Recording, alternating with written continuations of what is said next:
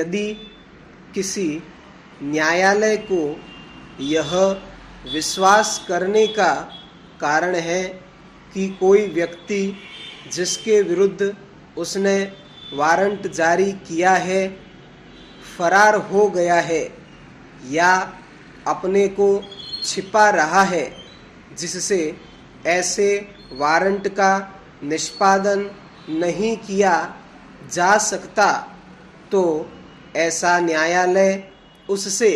यह अपेक्षा करने वाली लिखित उद्घोषणा प्रकाशित कर सकता है कि वह व्यक्ति विनिर्दिष्ट स्थान में और विनिर्दिष्ट समय पर जो उद्घोषणा के प्रकाशन की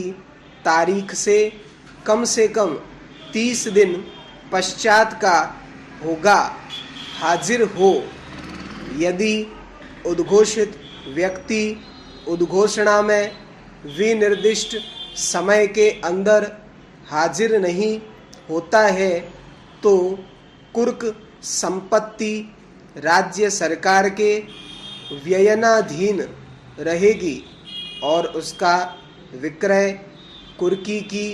तारीख से 6 मास का अवसान हो जाने पर तथा धारा 84 के अधीन किए गए किसी दावे या आपत्ति का निपटारा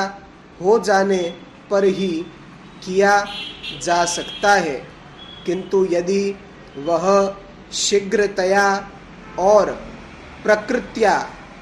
क्षयशील है या न्यायालय के विचार में विक्रय करना स्वामी के फायदे के लिए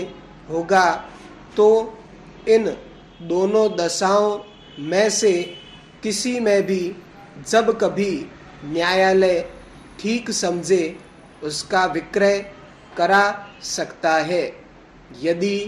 कुर्की के तारीख से 2 वर्ष के अंदर कोई व्यक्ति जिसकी संपत्ति उपधारा 2 के अधीन राज्य सरकार के व्ययनाधीन रही है, उस न्यायालय के समक्ष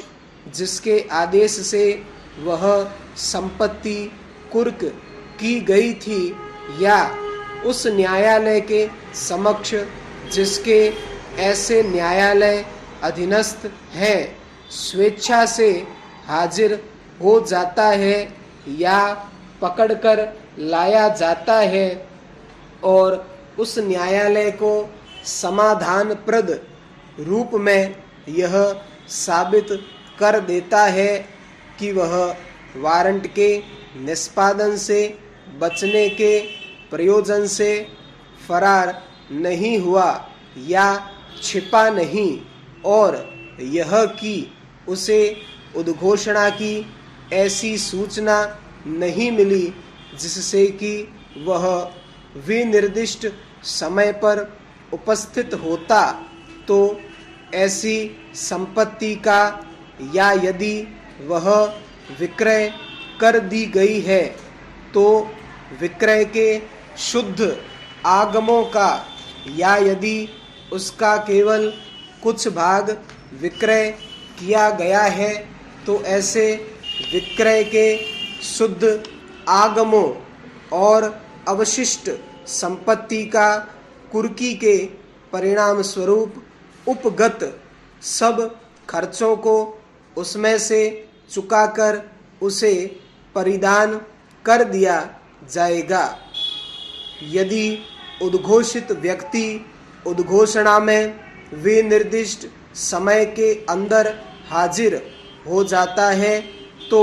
न्यायालय संपत्ति को कुर्की से निर्मुक्त करने का आदेश देगा। उल्लेखनीय है कि साक्षी